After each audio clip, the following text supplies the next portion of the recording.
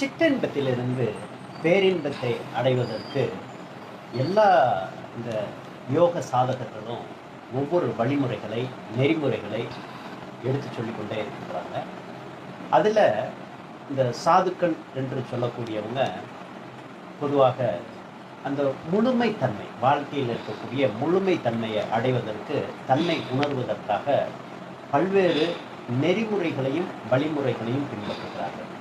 அந்த வகையில் தாமரை கடல் அமைப்பானது இந்த பிறப்பு இறப்பில் இருக்கக்கூடிய இந்த சிஸ்டத்தில் இருக்கக்கூடிய பிரச்சனைகளை எடுத்துரைத்து, இந்த பிறவா நிலை அடையும் பொழுது என்ன மனிதனுக்கு ஒரு ஜாய் இருக்குது என்பதை அழகாக எடுத்து சொன்னாங்க.